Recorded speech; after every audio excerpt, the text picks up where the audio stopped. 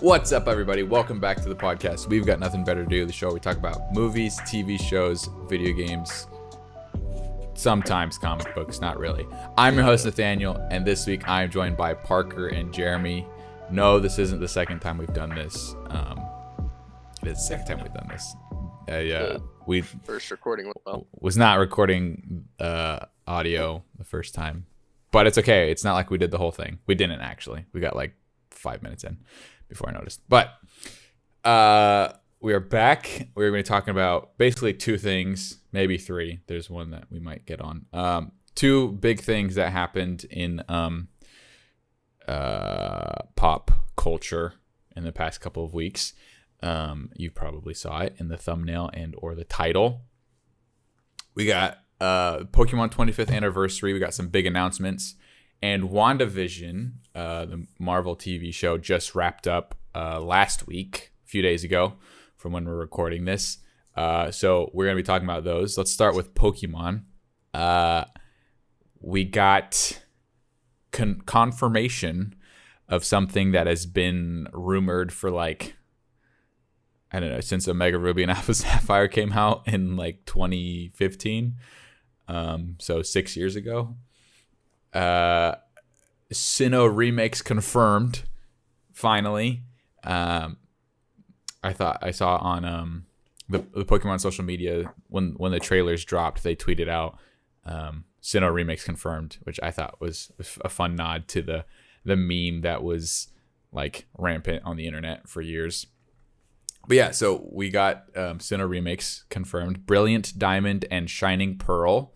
I feel like if you switched the names, it works a little better. Shining Diamond and Brilliant Pearl. But yeah, that would make sense to me. But you know, I'm not Junichi Masuda or Tsunekazu Ishihara. So not my decision. I'm gonna buy them no matter what. I love both. I love Gen 4. No, okay. I don't need both. I'm getting Shining Pearl. But yeah, so before I get into my thoughts, I want to ask you guys what your initial thoughts were when you saw the trailer, because I definitely have some thoughts. But I want to hear your guys first. Parker, let's start with you. What were your thoughts initially? So the first thing I thought of when I saw the trailer was, this is just the original game with New graphics. Like I thought they were actually showing original at first. Oh, just the DS. Like at first glance, like I thought they were showing the DS and it was gonna like transform the new one. Mm-hmm. And then when I realized it wasn't, I was like, oh. Oh. But with that being said, I'm still excited for it. It sucks that it's gonna be 1-to-1. Yeah. I don't know. Yeah. I not that it's a bad thing. I just have thoughts on it. But it's safe. It sucks that it's $60 still with that super safe play. Yeah. But I'm still gonna buy it. I'm still gonna enjoy it. I'll be playing Pearl, but I'll be able to play it with you guys because I don't think I really ever. I never played it with either of you.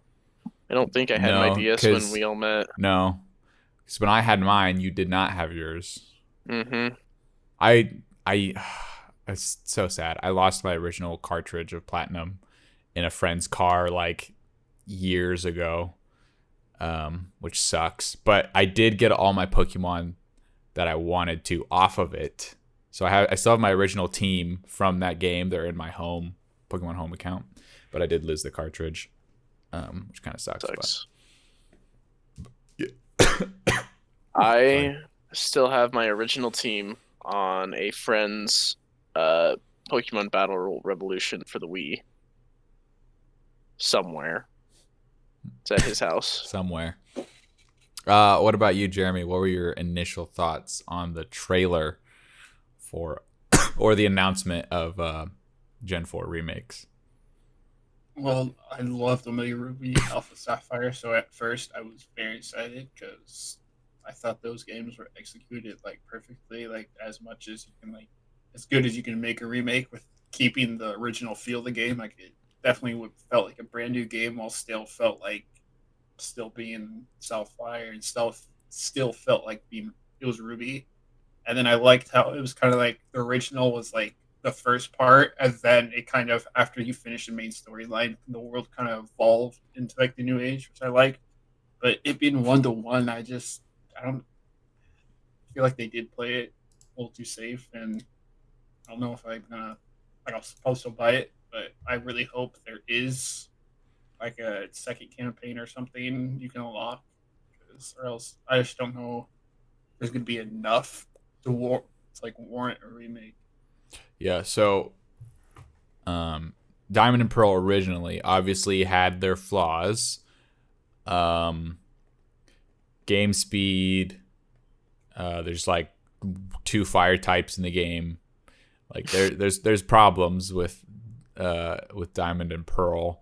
A lot of that got fixed in Platinum, which I'm hoping they do just the Diamond and Pearl games, but add the quality of life improvements in Platinum. And then Platinum is still kind of slow too, but maybe speed it up a little bit. But also Diamond and Pearl only had the Battle Tower. It was Platinum that added the entire Battle Frontier, so they added like 4 more areas. So if they added the Battle Frontier and a Platinum episode, I'm sure people would be happy about that. Hopefully that's not DLC. Hopefully that's just base game. Base game. Because it was in the originals. But yeah, so they say it's a 1-to-1 remake, but I have thoughts, and I'm trying to keep my like thoughts and hopes in check. But like I said, I don't think it's going to be an exact 1-to-1. I think they're going to make some quality of life stuff and add stuff from Platinum. But I also think there's a part of me that's hoping that maybe we might not get new ones, but there's a part of me that's hoping that Mega Evolutions make a return, because this still feels like the old kind of era. Because I feel like in between 6 and 7 was when the Pokemon formula really changed generations. Because 6 added new stuff, and it was like, all right, now we're doing the gimmicks and stuff with like Megas, but it was 7 that really changed the formula, and 8 still kind of runs off of that. But it feels still like 6 and before. And so Omega Ruby and Alpha Sapphire were definitely like reimaginings. BDSP, PD, and SP. What? That's a great. What? The initials. The Oris is Omega Ruby Alpha Sapphire, but this would be BDSP, Brilliant Diamond Shining Pearl. Like, where are you getting It sounds, yeah. See, I feel like SDBP would, it flows off the tongue better, but BDSP, it just sounds like something else that do not want to be relating to Pokemon. Although technically, in ancient times, in these games, regardless of Pokemon lore. Yeah, so they're 1-to-1. It's a return to form of the like chibi style. Oh, in the trailer it does show the original DS version, and that turns into the new one. But remember, I saw it, so I'm like, oh snap, they're doing it. And then it cuts to Chibi Dawn, and I went, no. I was like, why? Like, I'm not mad that they went back to this graphic style. I'm just like, come on. I wanted like a reimagining like Oris. Yeah, it's very safe that they went with a 1-to-1. It's like, come on.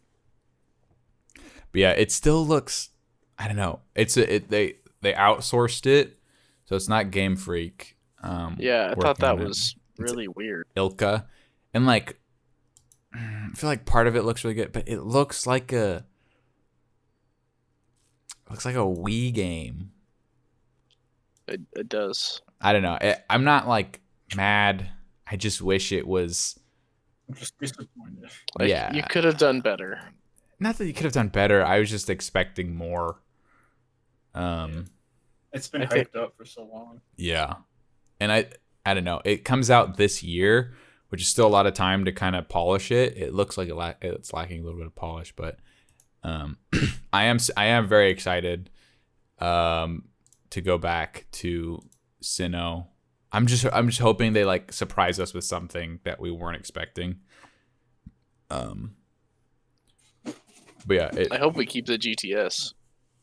Yeah, it seems so. Yeah, okay. So GTS. I'm watching the trailer right now, and there's a screenshot of Barry, and the lighting just looks weird. Like here, I'm gonna drag it over here so you can see it. Nope, not that one. That one, right? So you can, well, the stream will be, or the people watching will be able to see it. But like his hair is like it's glowing, but then it looks like there's no light on his face, and like I don't know. It looks unpolished at the moment, and I'm hoping that some of that stuff gets touched up. Pokemon models look fine; they look the same, but like part of it. So look, right on the scene I'm on right now, they're at Lake Verity. That's the one that's by your house, I think, at the beginning.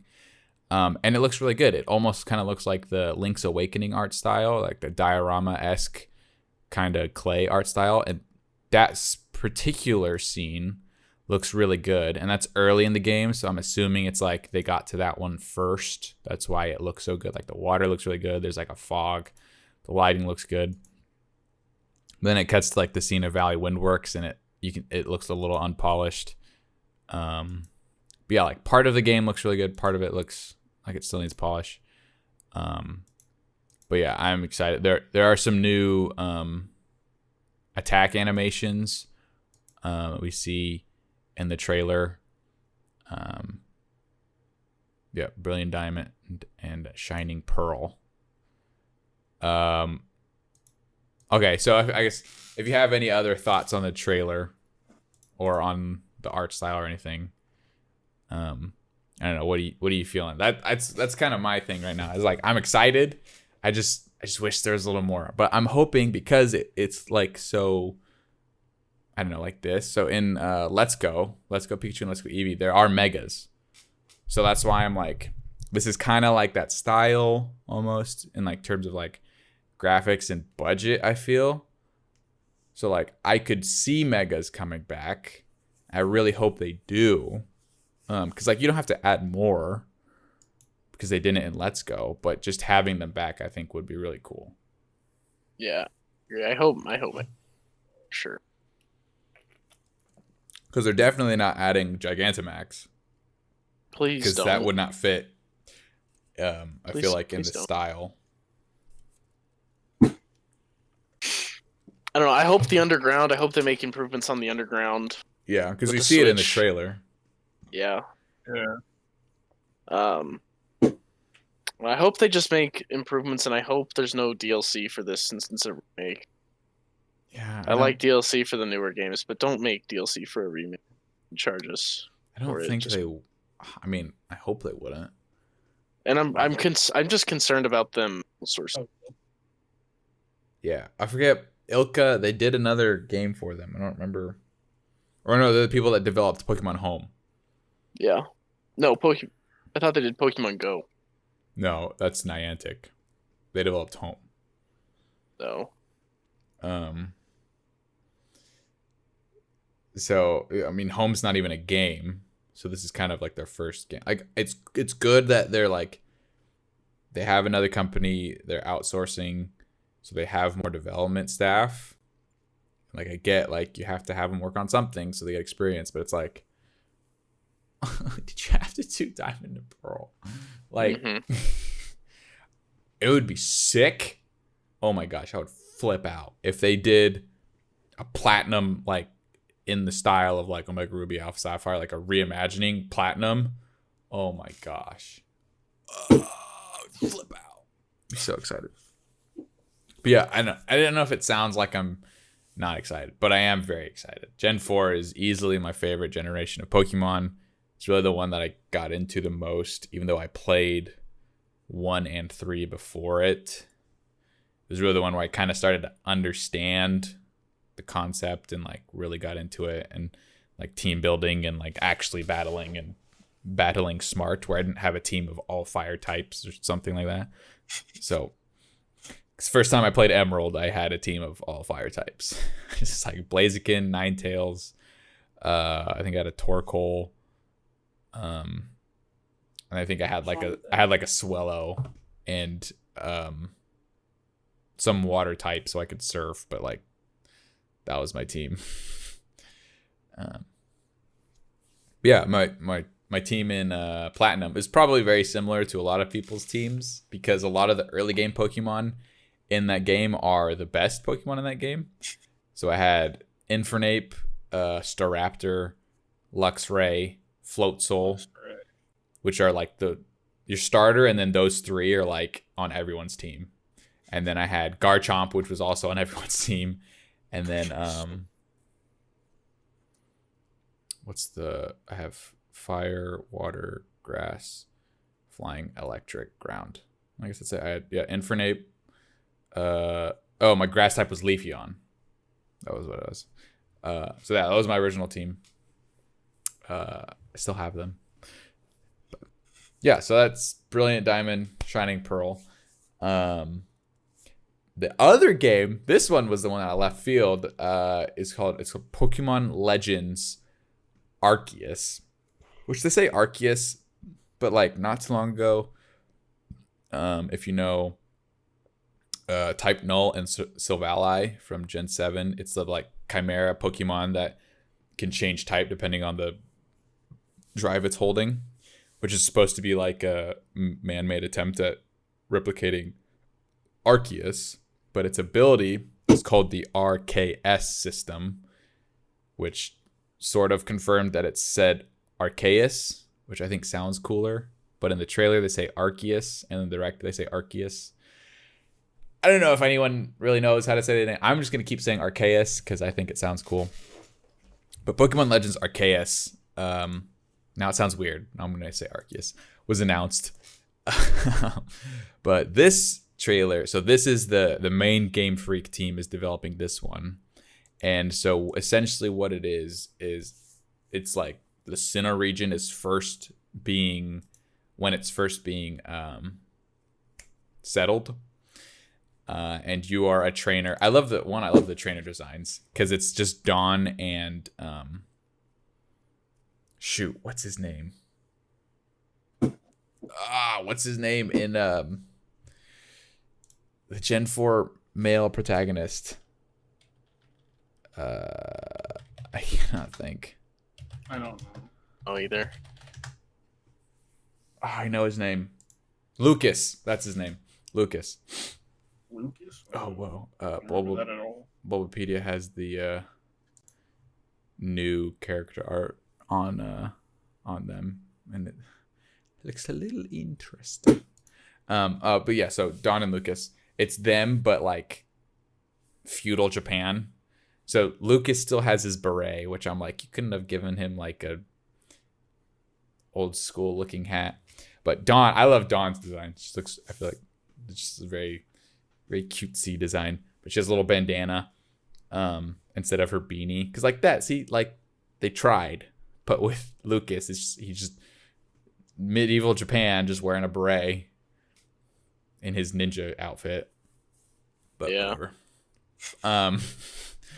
But I do really like the designs. But so you're a trainer, and you are hired, essentially, or you're like tasked with creating Sinnoh's first Pokédex, and it's essentially everyone's making this comparison, which I don't think is fair, but I mean I understand why.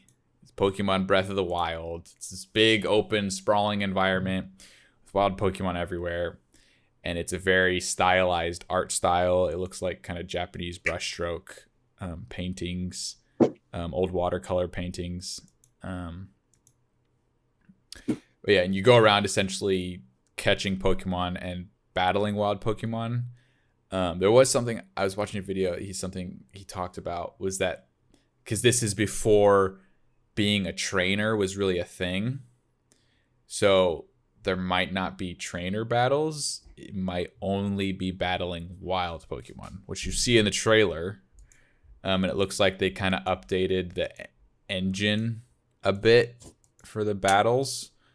Because like the Pokemon actually are moving at each other, and they're like constantly like moving. They're not just like in idle and then they attack. They're actually like moving and like taunting and stuff like that, which is cool. I like that they did that a lot. Trying to find the scene where the battle takes place between Garchomp and Gallade.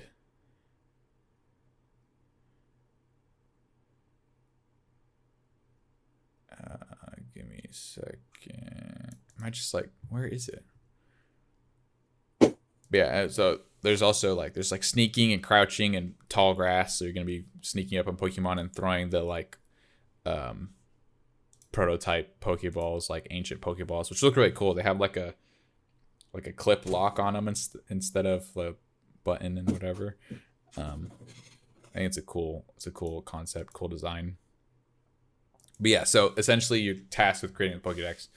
So I'm hoping it's like there are still trainers, because if it's just wild Pokemon, that might, I don't know, be like boring or like get redundant really quickly. And it's this big open sprawling world, and what Breath of the Wild does so well is that it's full. There's stuff to do in it. Like you see something over here, you're going to do one thing, and there's like 50 things going on the side, and you just get lost in the world doing stuff. So they need to fill the world, so it's not just like, okay, I have to go find another water type. Let me just go to the water and see if I can find a Floatzel. Okay, got it. Now I got to go see if I can find a Gibble. Like, I hope it's not just fetch quest Pokemon in a giant open world. Yeah. But I love the art style. It's very early on footage. This game doesn't come out for another almost 2 years now. No, it's beginning of next year. So a little over a year. So there is time to fix it, polish it, add stuff to it. But it looks really cool because it's so different from the normal Pokemon formula, and it's not a main series game. It's kind of be its own thing, and obviously the focus is Arceus, in some way, shape, or form. So what are your guys' thoughts? Let's start with you, Jeremy, because we did Parker last time. What are your thoughts on Pokemon Legends Arceus? It looks really cool. Like, I definitely don't want it to be very fetch quest, like you're saying. I really hope there are like kind of villages and kind of like storylines. Yeah, we see one village, but it does seem very open. So that's kind of what I'm afraid of. Is to be like, hey, with Pokedex, go out and there's the wild. There you go. That's just kind of really it. Yeah, and like really, to be fair, Breath of the Wild does that, but it's like there is still a goal, but it's also full of stuff to do. So it just can't be empty. That's like the one thing. Yeah. Yeah, what about you, Parker? I think it looks good. I never played Breath of the Wild or anything. I'll probably get it, but I don't know what I think about it. I'll have to play it. Yeah, you definitely need to play it. Both of you need to. It's a very good game. Like one of my favorite games of all time.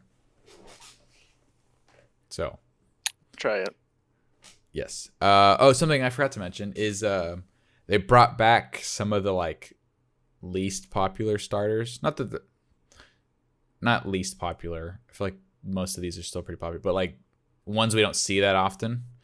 So, because obviously it's the first time people are settling the Sinnoh region, so it's not like, oh, hey, welcome to the Sinnoh region. We just got here, but I just happened to find a Chimchar, a Turtwig, and a Piplup. So you take one of those. We do see Piplup. We see all three, I think, starters in the wild in the trailer. So, but the professor is from another region, so he brings you 3 starters from other regions. So we get Cyndaquil from Johto. Also, they fixed Cyndaquil. his flame is on the whole time. He's not barebacked and looks gross and little. His flame is actually going off, which also such a missed opportunity. Like, so Cyndaquil, his whole back is on fire. Quilava, he has a little tuft on the back of his neck, a big tuft on the back of his neck, and then a little one on like his back. And then Typhlosion just has that little patch on his neck, and then nothing on his back. Like, Typhlosion's back should literally just be exploding in flame. I don't know why they decided to make a porcupine with literally like 4 quills on its neck. But regardless. Oh, so you get Cyndaquil as the fire type. Rowlet as the grass type starter, which Decidueye is actually pretty good. Cyndaquil has the exact same stats as Charizard, but just being a solo fire type and like not having a great move pool makes him not that good. But literally has the exact same stats as Charizard. And then Decidueye, Rowlet and Decidueye is actually pretty good. And being a grass ghost, and has a really high special attack, it's very good. But also, this honestly is probably the part I'm most excited for this game. Oshawott is the water type starter. So I get my boy Samurott. Yeah. I love Samurott. Samurott's so cool. Everyone that thinks Samurott's not cool is dumb. And they shouldn't talk to me ever. But yes, I will definitely be picking Oshawott in this game. I love Samurott. He's so cool. It's such a good design. I don't understand why people don't like him. He's so cool. Please just bring Megas back. Make him a fighting type. Make his legs a little longer and make him stand up. Boom. Give him like 50 more. Well, I mean, when you Mega Evolve, I think you get 100 stat points spread out. But if you want to just make him better in general, give him the fighting type, give him 50 more stat points, and he's instantly very good. Because like all of his stats are like almost good. You give him 50 more, put a little bit in attack, a little bit of speed, defenses,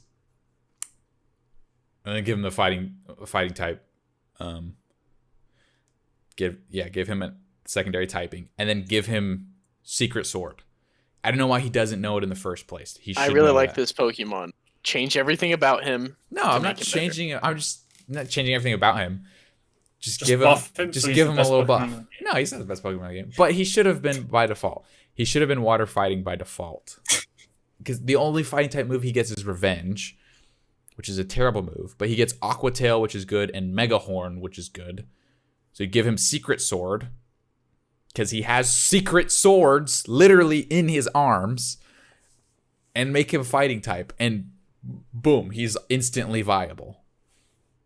It's literally quite simple. Just do it. Nintendo, just do Pokemon, the thing. Game Freak. Do it well. Just do it and do it well, and we'll all be happy. And don't mess up. Oh my gosh, could you, if when I pick Oshawott and it's like opens up the description and it's like water fighting, I will flip out. We'll lose it. Which wouldn't make sense though, because it'd be like, oh yeah, like thousands of years ago it was water fighting type, but not anymore. But you know, it de-evolved, yes. I don't know where it was going. But yeah, obviously it's something to do with Arceus, however you freaking say its name. Arceus. Probably gonna be it is the box art legendary. It's in the name, but it'll probably be the legendary you go after at the end of the game. I'm curious to see what they do for like the story and stuff. I wonder if the trio Dialga, Palkia, Giratina will show up. Maybe Regigigas will show up because it's also like an ancient Pokemon. But yeah, it'd be cool. Maybe like you go around and establish the towns that are in Sinnoh. It's like you go build, or you go like found Orberg, you go found Canalave, Jubilife, Sunny Shore, all the different places. So that would be really cool. I think that'd be dope. Yeah, I'm very excited. Maybe we get him making the Reggies. Yeah, That'd be sweet. maybe Regigigas. This is Stopping him halfway, Reggie Drago. Yeah, or maybe he makes all the Reggies, and you see him like, you see Reggie Drago's like full dragon body, and it's just like half done, and then it's just the head, and Reggie is just like, but that's good. That's good. yeah, I'm going to sleep. Yeah, I'm tired. I'm very excited. I think it looks really good. I think it has a lot of potential. So as long as they just do it right, nothing to worry about. Right? They've got a swarm of angry fans that will buy anything they put out, clearly, because look how many people were angry at Sword and Shield, and it's the third best-selling Pokemon game of all time, and it's like the number 2 best-selling Switch game. Like, clearly, they have a swarm of angry fans that will buy anything they put out. So, just do it right. Just do the thing, and bada bing, money, cash. Lots of dinero. Money. Okay, well, I think that is it for Pokemon. So let's talk about freaking witches. What? Disgusting. WandaVision. It's kind of a spoiler. Spoilers for WandaVision going forward, because it's it's over. If you haven't watched it, why are you living under a rock? Also, if you haven't watched it, why are you watching / listening to this? Because it probably says WandaVision review, series review. We're talking about the whole thing. So go do that and then come back. We'll be here. We're waiting for you. Okay, so last time we left off. I'll wait for you. We just, last time we talked, episode 5 had just come out. It was 4 weeks. It was like a month ago. We talked about this. So episode 5 ends with a very big reveal that Quicksilver is back, and it's the wrong Quicksilver. It's Evan Peters, and sorry, I gotta take a swig. Shout out to Brady, because he definitely texted me after this happened. He's like, remember when I said that what if Evan Peters was just an elaborate fake out? Turns out he was right. It was just a big hoax, and him being cast as Quicksilver was just a red herring. It was just a fake out. You sad? I'm fine, because I still really want Aaron Taylor Johnson to come back. But let's go through we'll go through the first 5 again really quick. So the first episode, we get introduced to what's happening. Wanda and Vision are in the 50s and they're newlyweds. And I saw the first 2 episodes, man.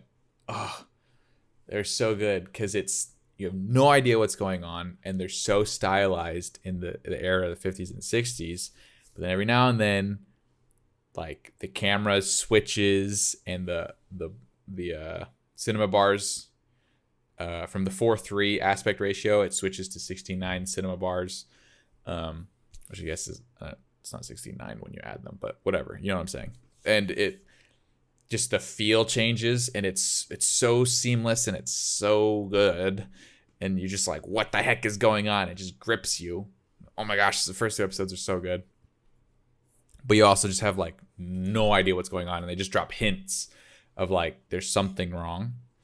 And then the 3rd episode is the 70s. Wanda has children. She just becomes pregnant and then gives birth in the same episode.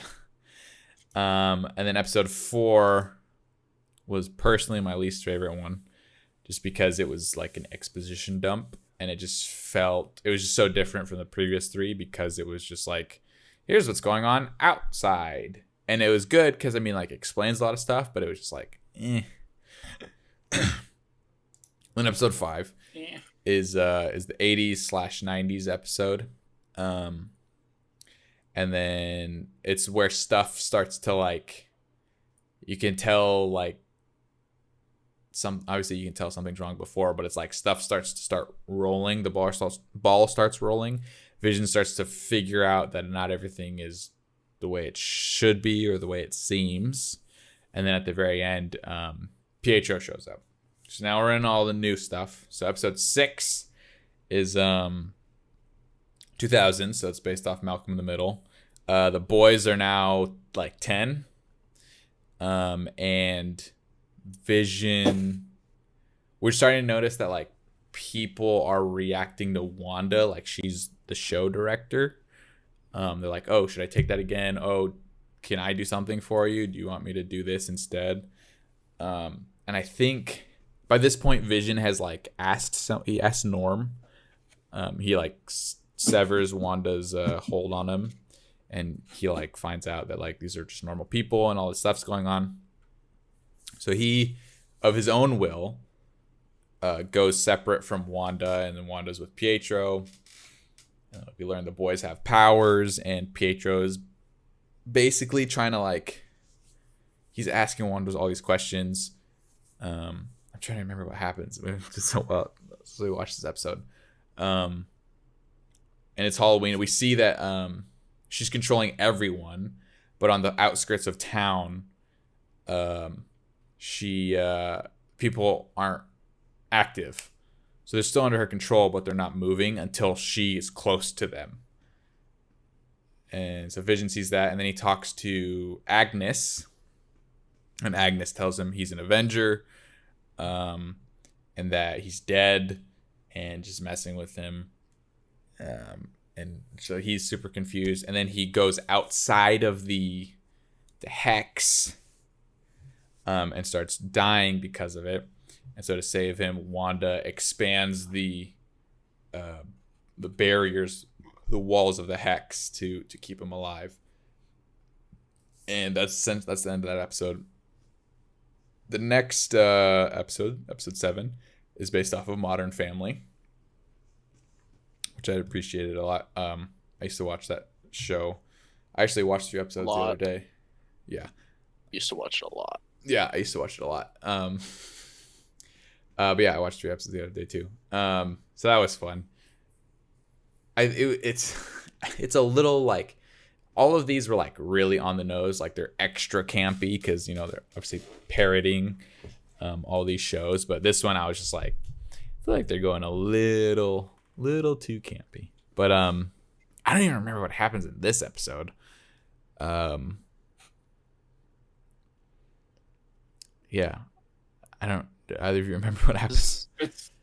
This is the one That's where Vision's the cameraman gone. talks for the first time. Yeah. Vision's gone on his own kind of journey. He meets up with Darcy, and she's kind of explaining what's happening. I don't remember how. Oh, Monica gets back in, and we see hints of her powers when she's going back in. And then it ends with Wanda going over to Agnes's house, and turns out Agnes is Agatha Harkness. The internet called it like forever ago. Episode 1. To be fair, the show is based off of a couple storylines, and they have Agatha Harkness in it. She is a character that is around Scarlet Witch a lot. But yes, the internet called it. It's Agatha all along. Which apparently I saw the other day, that little song hit number 1 on iTunes, like that day that the episode aired. Doesn't surprise me. It was stuck in my head for. I don't even remember how it goes. Like it was just kind of like, oh, okay, it was Agatha. I don't remember how the song goes though. You sang half of it just now. Well, Agatha all along obviously is what they say in the show or the song, but I don't remember how the tune. If I want to get technical, and Snooper's gonna snoop. This is the first time that there's an end credit scene. We see Pietro again and Monica. But in the end credit scene, the Monica opens like the basement doors, and you see like Agatha's purple magic coming out, and it like goes into her, and her eyes are purple, but then like nothing happens with it. I don't remember her like being under her control or anything. Mm-mm. So I think it was just like I don't know, just there. And then the next episode 8, is essentially another exposition dump, but Wanda goes with Agatha basically down memory lane, and she's reliving all her past memories because Agatha is a witch who's been alive since the Salem witch trials. Also, that scene is like, icky. Is one of the coolest scenes in the MCU. Yeah. What, the witches? Yeah, that was super cool. What do you mean it was super cool? How was that cool? It was cool. I don't know. Linking it back to the Salem witch trials, and the special effects are really cool. And I wouldn't say it's one of the best scenes in the MCU, though. I thought it was like I didn't say it was the best scene in the MCU. I'm saying linking it back to the MCU. Oh. Like Salem witch trials back to the MCU. I thought you said it was one of the best scenes in the MCU. I was like, what? No. I thought it was boring. That's what I heard. I was like, it's cool that it's like she's been alive for that long. It's like, okay, so we're establishing she's kind of a threat, but it was also just like. But saying that's boring is turning like them saying into husks. the first. It's like, but you also think the Fellowship of the Ring is a boring. When did I say that? It's like an exposition and world building. I never said that. You just said you didn't like this episode because it was an exposition dump. No, I didn't say this. I didn't like 4 because it was an exposition dump. I like this episode. I just said it was another exposition dump. I didn't say I didn't like it. I don't like that scene. It's creepy. But, yeah, so Agatha's a witch. I'm not a witch, I'm your wife. And I'm not sure I want to be that anymore. Where's it from? I don't know. Your computer is literally named after this movie, Parker. Oh. I haven't seen that movie in a long time. It's Princess Bride. What was I? Oh yeah, she's a witch, and so she's curious as to how Wanda created the hex. So she's making her relive all her past memories to see how she got to where she is now. So we see her as a kid, and we see that she had powers even as a kid, because we see the Stark Industries bomb, and she uses her probability hex to make the bomb not go off, which is a power that she's had traditionally in the comics, because her powers are like evolved over time. Originally, she had like probability magic, and then that turned into like basic witch and like hexing and stuff like that, and then it turned into she could just do whatever the heck she wanted, and then it became like chaos magic and all that, which is what it is now. So we see that. So she had powers even as a kid, and then we see her being tested on by Hydra, and she has a vision of herself as the Scarlet Witch in the Mind Stone. And then this scene, I was like, I love this scene where it's her and Vision right after the Age of Ultron. I love that era of like their relationship between Age of Ultron and like Infinity War, the in between, where Vision is still like super naive but like very sweet, and Wanda is kind of like this emo, like just wreck. She's just not having anything. The Vision's always kind of breaking in.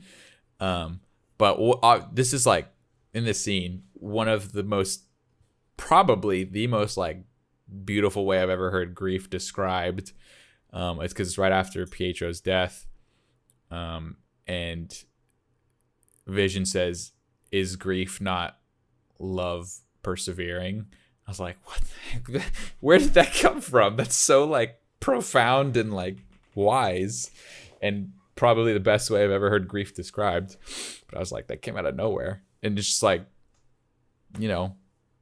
one day someone will be like, what is grief? And I'm going to quote Vision from this random scene in Marvel movie or Marvel show. Is grief not love persevering? But yeah, just randomly beautiful scene. But also, it's very good because Vision is so like naive, and you can tell he just wants to make Wanda happy. That was a great scene. And then we see that Hayward is actually the bad guy, and he was framing Wanda, so he had an excuse to make her the bad guy and use Vision against her, because she went to get his remains to bury Vision, but he egged her on by showing her that he was experimenting on it, and then took the footage and made it seem that like she took Vision's body and it had it in the hex. But turns out, surprise, she didn't, and they still have his body, and now he's the White Vision, which, if you are unfamiliar with the comics, is something that Vision was for a hot minute. It's essentially just the soulless version of Vision. He's just a husk. There's no feelings or anything in him. And so they basically rebuilt him to be a soulless husk of what he once was, to go in and neutralize the threat. And then we just go into the finale. So let me be honest, the finale was kind of a letdown. I was not impressed. I'm okay with it, but it was because I feel like it starts well and then it just like devolves into predictability. But essentially it is like a showdown between Agatha and Wanda. Oh, okay. At the end of episode 8, they said it. They did the thing. They finally call her the Scarlet Witch. Yeah, so in the finale, there's a Vision v Vision fight. Also, Paul Bettany threw everyone for a loop. And someone was like, hey, because he said, I got to work with someone that I wanted to work with my whole life. And someone was like, hey, what if he was joking and the someone was him? And then it was.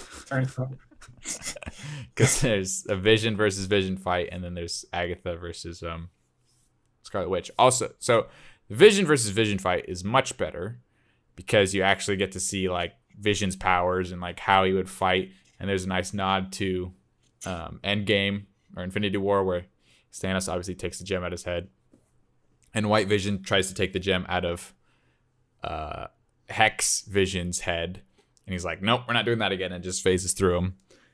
But then it ends in this like philosophical debate in a library, which I really enjoyed. That it just turns into them like a battle of wits. The baby. Debating. Oh, debating. I thought you said the baby. I was like, what? The baby. Yeah, debating. And the then baby. Because we see this later, I think this is the reason why though. Vision in the Hex is essentially the soul and memories of Vision. Or Wanda's memory of Vision. He unlocks the memories of regular Vision, of White Vision. So his eyes turn back to normal. So he realizes who he is and he flies away. Obviously, he's coming back. But then, so the fight between Scarlet Witch and Agatha, it starts out really good because like Agatha's like, I'm going to suck up your magic. And then Wanda just throws a car at her. And I'm like, okay, cool. Like, this is going to be a good fight. And there's a nod to the Wizard of Oz, where her only thing left are her boots. And she's crushed in the house. But then it literally just turns into just throwing different colored magic at each other. And then Wanda's like, you remember runes? Only what you use the runes can use her magic. Gotcha. And it's like, okay. Yep. And then I do like what she does to her though. She's basically like, I'm gonna keep you around because I'm gonna need you, but you're gonna be stuck in like mind control. And she's like, hi, hon. How you doing? But also, okay, so Wanda fully becomes the Scarlet Witch, and her suit is freaking dope. It's so sick. I wish it was like brighter red but it's pretty freaking dope. Also, it has like the little like cape cloak thing. You put a cape or a cloak on any costume, and it's instantly like at least a 9 out of 10 for me. I don't know why. Just capes and cloaks are like the dopest thing, but it has to be like a cool one. Not just like some Superman cape that's lame, but like a cool like fanning like cape and stuff. No capes. No, put on capes. Capes are cool. But yeah, I don't know. I've been talking for a while. Why don't you guys talk? What the second half of the season we'll kind of talk about. So from Pietro to now, what are your thoughts on WandaVision? Did you enjoy it? Yeah, I definitely enjoyed it. I looked forward every Friday watching it. And I'm sad it's only one season. Yeah, I don't know how you No, would it do makes another sense. season. I mean, I There's guess no way to do another. her meeting. The end credit scene. When I forgot to mention them. What are the end credit scenes in the finale? You watched both, scenes? Right? Multiple? There's two. Did you not watch both? I don't know.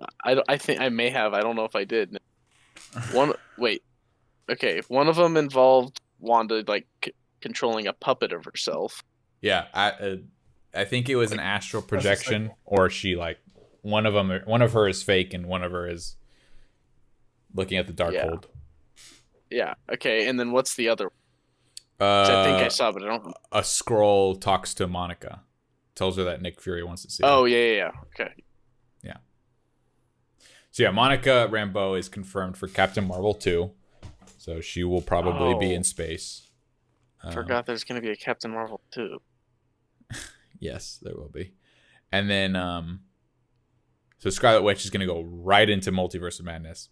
So I think she's gonna get a significant power boost in Multiverse, because she understands chaos magic. She's gone full Scarlet Witch, but also she has like the Book of Magic, so she's just learning. But I think so in the end credit scene, she's doing magics, and then she hears her kids' voices, who their kids' visions were erased when the hex faded. But also she says something. She says, "Thanks for choosing me to be your mom." So there's probably like they weren't her kids, maybe, or they're like other beings that I don't know.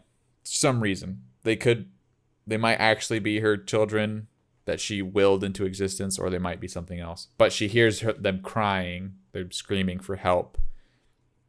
And that's where it ends. So maybe Multiverse is her going through the multiverse, trying to find her kids. Maybe she's the villain. Maybe Doctor Strange is trying to stop her because she's just tearing up the multiverse. I looked seems up like that.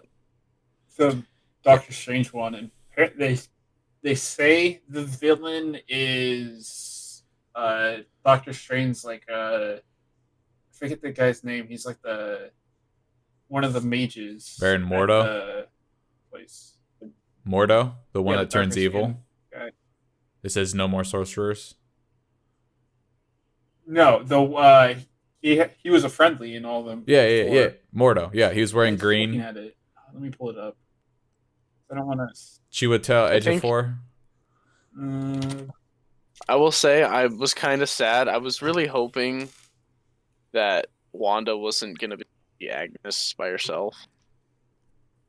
Oh. Because Agnes is like specializes in stealing magic. Yeah. I'm just glad it wasn't like, oh, I took too much magic. Oh no. Yeah, that would have sucked. Yeah. She did sort of outsmart her. I was really, really hoping Doctor Strange was gonna. Yeah, but Doctor Strange. So, well, I mean, if he didn't show up, because he still does he have the time stone? No, because Thanos blew it up. So I was gonna say like maybe he was just like, I probably shouldn't get involved. I'll do it later. Like I shouldn't get involved now. But they did say that Scarlet Witch is stronger than Sorcerer Supreme. But he's not the Sorcerer Supreme yet. But I mean, why? Yes, isn't he? Well, he never became the Sorcerer Supreme. Ancient One died, and he didn't become the Sorcerer Supreme. No one is the Sorcerer Supreme right now. I was hoping he was going to come and be like, hey, Agnes, just stop talking. I mean, backhander. yes, she probably is, because Doctor Strange doesn't have any magic of his own. He uses magic from other dimensions and beings.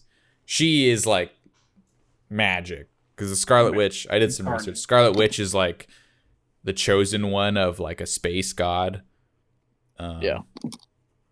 So, yes, she is very dangerous, because Doctor Strange can't be like Doctor Strange can't say no more mutants and then all of mutant kind stops existing. No, but Wanda's not that powerful yet. No, she doesn't know how to use her powers. She's reading the book on how to do it. Yes, she's learning. Literally. Yes. It is the Chiwetel Ejiofor. Yeah. So Baron Mordo. Okay, yeah, I think I remember them saying that he's the villain. Okay, so then maybe I don't know, because. But when was the last time Marvel didn't lie to him? Yeah, so I think what might happen is like he's the villain throughout, but then like Wanda at the end is like, "Oh, I'm in over my head." I don't think Doctor Strange. Wanda's never been like a. I don't think he's gonna be like the. I think he's. No, I don't think she's gonna be the villain, but I think she's gonna like. She's gonna whatever be a god problem. Or something's gonna come from her. She's gonna somehow cause something with her. I forget his name. It's like Kaon or something like that. But yeah, I was gonna say Wanda's never been like a villain, but she's very. She tends to do things that she's a loose cannon. So if it's in her interest, she'll do it regardless if it's good or bad. What was that? What is it in film? What is it called? The instigating event or whatever. She's always somehow tied to it. Oh yeah. The thing that kind of. Yeah, she sets things into motion. Yeah, because she is so powerful that she can just be like, "I'm gonna do this because I feel like it," and it might not be for bad intentions, but it could be a problem. That's kind of her character. She's too strong for her own good. Yeah, overall, I enjoyed WandaVision. I think the first 2 episodes, I was like, wow, I like this better than Mando. I think it got weaker as it went on. I think it got. I would think it got better. I think story-wise, because there were like the way the first 2 episodes were filmed and kind of like not like the story, but kind of like the very. It's so stylized. There's something going on. Yeah, it's so stylized that I think they're done really well. But then the rest of the season, the story I think the final episode just I feel like good. But it was just hyped up so much. There was so much going on along the final episode. Everyone had theories. It was like, I think what's going to happen? And then it was good. It just didn't live up to everyone's expectations. Yeah. I just think because the first 2 episodes, they're so well done, but as they went on, the theming was less of a priority. And I think that was kind of a detriment for me because it it took a backseat on purpose. Yeah, no, they probably did. Think that was kind of the point. It's slowly as Wanda loses control over the world, the stylized of even when you're in the hex, slowly because even when it gets to the modern age, the stylized of what's around become less of effect, and slowly stuff starts to slip through the cracks. You can tell that she's kind of wearing herself thin. Yes, and I just didn't like it. Yeah, I think it was a good choice, but it was you just like how it was stylized, and so since they had kind of changed it up. Yeah, I think that's probably my biggest gripe with it is that I don't. It just I feel like the later episodes were not late, almost kind of sloppier. I don't know. Not they were sloppy, but I'm trying to find a good way to say it. It was almost they were trying to explain so much that they kind of lost the charm and nuance of the show, and not just the stylization, but it was just it didn't know what it wanted to be. in the second half of the season. It was like, is this like, I don't know. That's kind of my thoughts on it. I think it was like the first half is like the director got a lot of say in how it was stylized, but this Marvel very has its own like style. And so it's kind of, you kind of tell it was like it was like they're trying to cut back and forth between a Marvel movie and a new thing. I don't know. I mean, I overall enjoyed it. But I just felt like the second half was weaker, and then because of the theories and everything, I feel like that it just built up false hope, false expectations.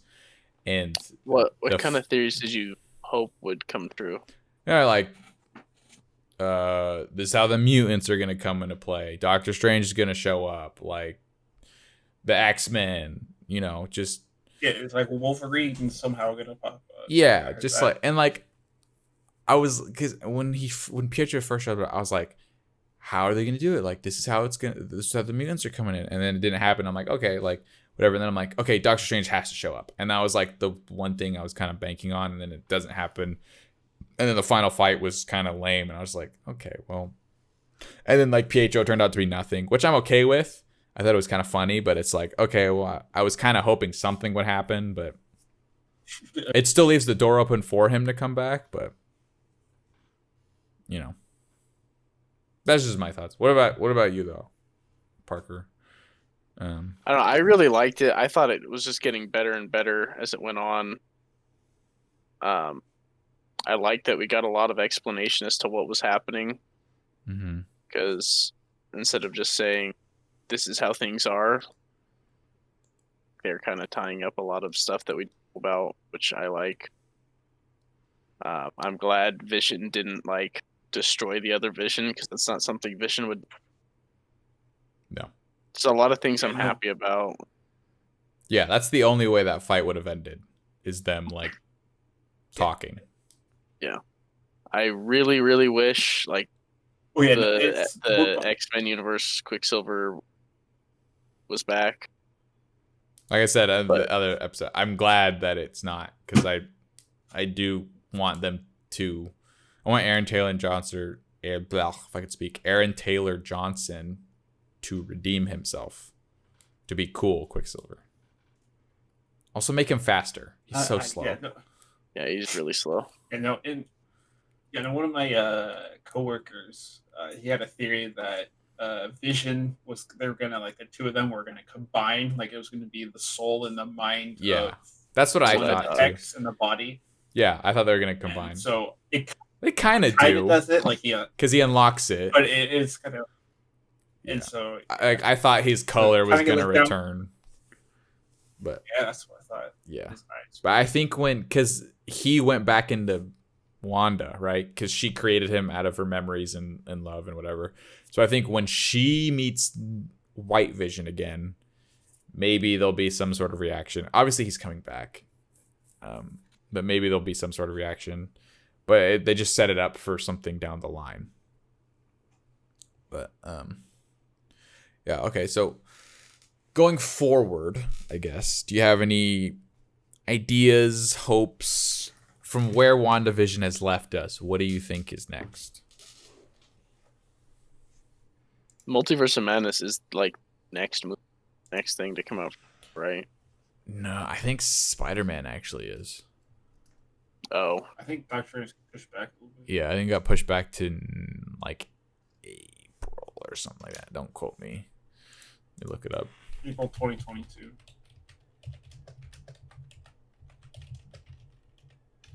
When did we get Falcon and the Winter Soldier? March 2022. We have Falcon and the Winter Soldier. 2 weeks. 2 weeks. Yeah, not this week, but the week after. And what's after Falcon and the Soldier? I think Loki. Is that the Loki? Yeah. Loki might be next year. I don't know. There's a lot of art for Loki. Oh no, Loki is June. Yeah, so Loki will be like a few weeks after Falcon and the Winter Soldier ends. I think it's. And then my coworker said he was excited for what's the Ten Rings one? Oh, Shang-Chi. I think that got delayed too, didn't it? I don't know. I got played a little bit, but Black Widow. When the heck is Black Widow supposed to come out? I think that comes out in like a few months. I'm interested in, I'm not like excited for Shang-Chi. I'm interested in Shang-Chi, but one, because Shang-Chi is the guy who teaches Spider-Man how to fight, like to do martial arts, which I think will be cool to see him.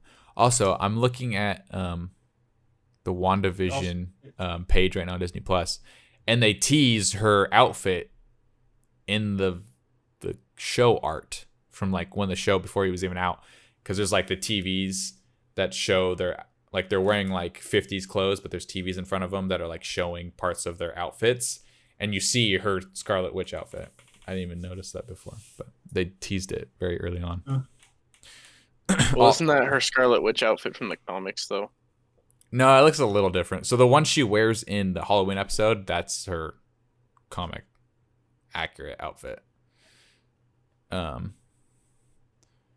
This one's a little, you can tell it's like MCU stylized version, which it's still really cool. I like it a lot. I do wish it was a little brighter red, but I do like it a lot. Okay, so let's rate it out of 10. I would probably, like I said, I did like it. I think I was expecting more out of it. I'd probably give it a 7 out of 10. I enjoyed it. It was good. I'm okay with where it left us. I'm excited to see with where it will take us. And overall, I think it was good.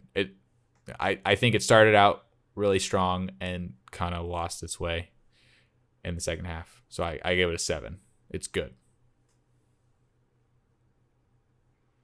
Okay, I think I give it probably a 7.5. Okay, why? Although I think, I don't know, I liked it. I don't know. It's one of those things, I don't know if it has like a ton of rewatchability though. Probably not. I don't think it really has any.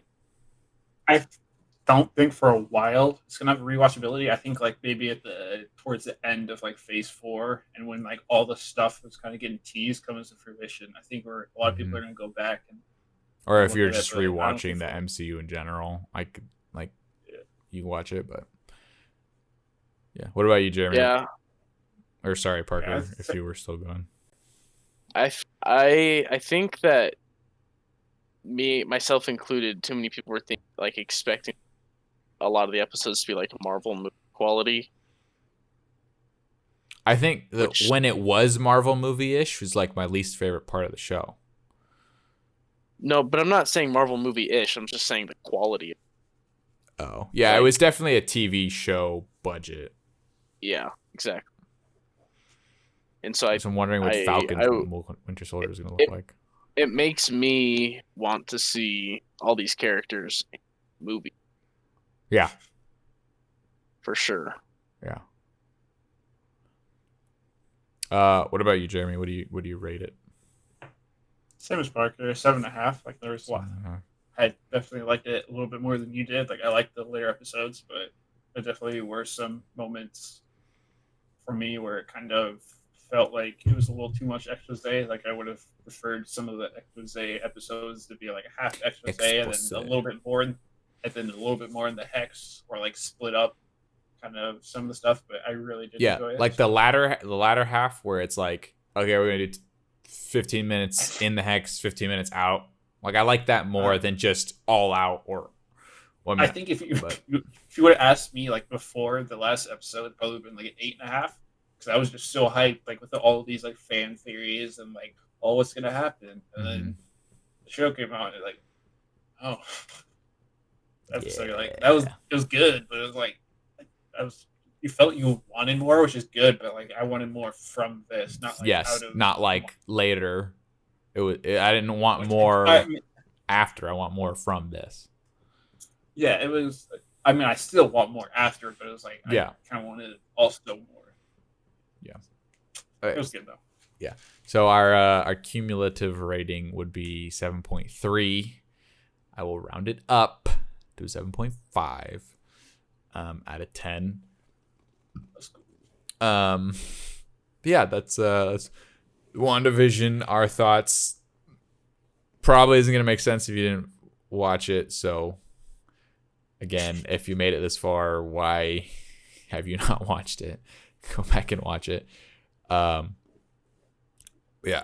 excited for what's to come next. And speaking of that, actually, before we get to that, let's talk about what you've been doing. I will start, I guess. What I have been doing. Pyra and Mythra were announced about a week ago for Smash Brothers. They are the 4th character in this pack. We have 2 more. They're the 5th. We have 2 more.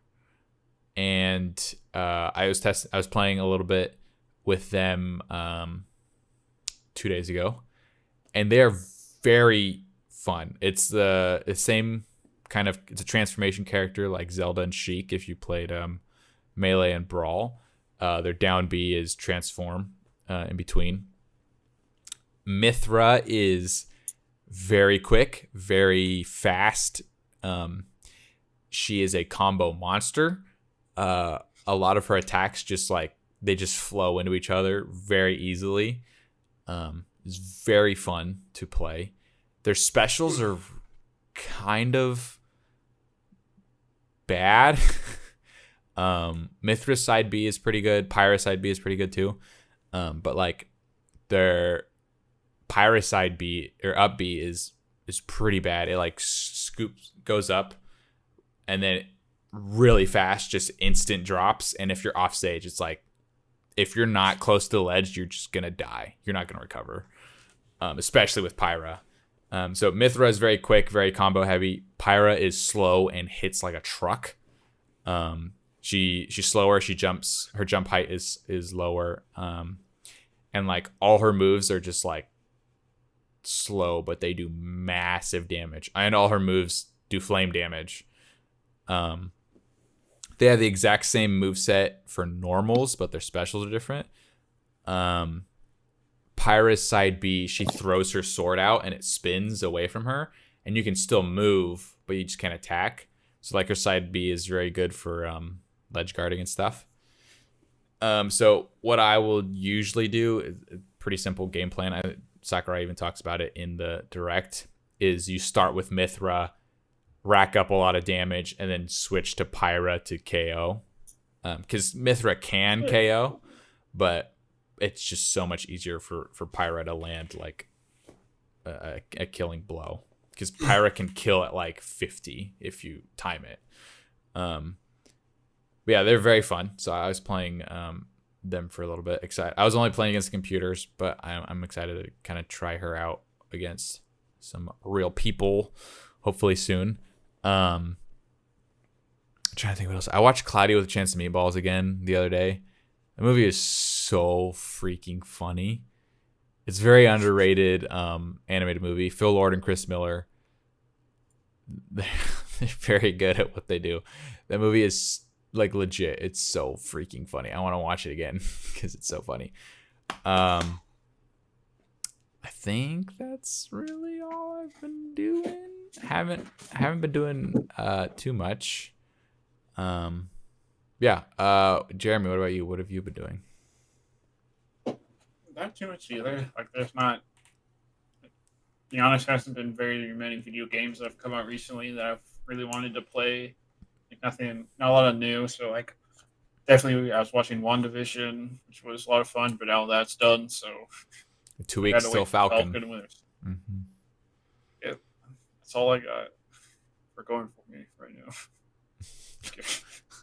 That's all I have to look forward to in life. What about you, Parker? What have you been doing? I got Valheim. Valheim. It is extremely fun. It is Minecraft and The Forest fused together. It is if Ark, Atlas, and Rust were good. So Minecraft. Yeah, but you can do more craft. I'm just waiting for the caves and Cliffs update from Craft Yeah. still too. Well, actual mountains. It's gonna be this summer. Yeah, I'm excited for that. Anything else you've been doing? Destiny, obviously. Still been playing the crap out of that. Destiny. Started playing Apex with Jeremy and Colin a little I bit guess I again. did play that. Played what? Apex. Oh, Apex Legends. Apex Legends. But yeah, not a lot else. Well then, what are you looking forward to? Looking forward to Pokemon. Looking forward to Platinum. Nope, not Platinum. Brilliant, Pearl, whatever. Diamond, and Pearl. Shining Pearl. They're both. It's gonna be Platinum left and Platinum right. That's. I mean, that's pretty much what they are. Yeah. Not wrong. You can catch At least I hope Giratina in Diamond and Pearl. Yeah, which I never did. Jeremy, what are you looking forward to? Falcon and Winter Soldier, new Marvel stuff coming out, My Hero, and My Hero. 2 weeks. Did you guys watch the trailer for My Hero? Season 5? Yeah. Not.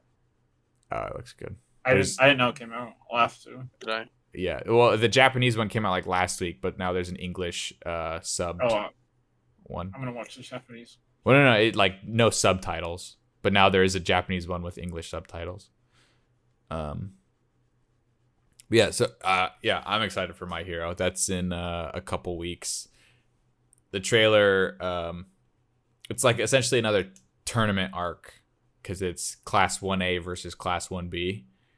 But apparently, Deku gets a new power. But in the trailer, they make it look like it's a bad thing. So I'm wondering if it like messes him up first, and he has to learn how to use it. I hope not. Please, no more. I'm so sick of that. Well, okay, so I had that for 5 in the 5 trailer, seasons, him learning how to use his powers. He's getting ready to flick, and his face does the full cowling thing where it turns like the purple lightning, but it's his whole face, not just the cross hatch on his thing.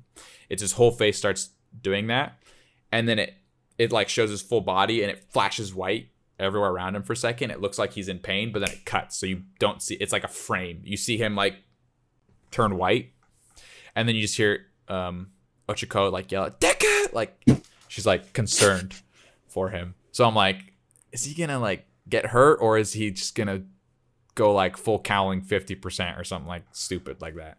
So I don't know, but I am excited for that. I'll have Falcon and the Winter Soldier, Pokemon in a few months. There was something else that I was excited for. I can't think of it. I was like, while you guys are talking, I'm like, okay, I have to mention this, but it just completely slipped my mind. Shoot, I don't remember. Yeah, I don't know. Well, shameless plug. I am producing another podcast now on a network that is soon to be announced. It's in the works. But the name of the podcast is Sometimes Daily. You can find it on Apple Podcasts and Spotify, hosted by my good friend Tom, a.k.a. Tomcat.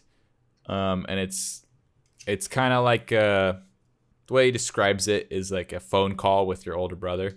Essentially, he's just kind of like giving advice and like telling fun stories from his life, hopefully to like help people, whatever stage of life you're in.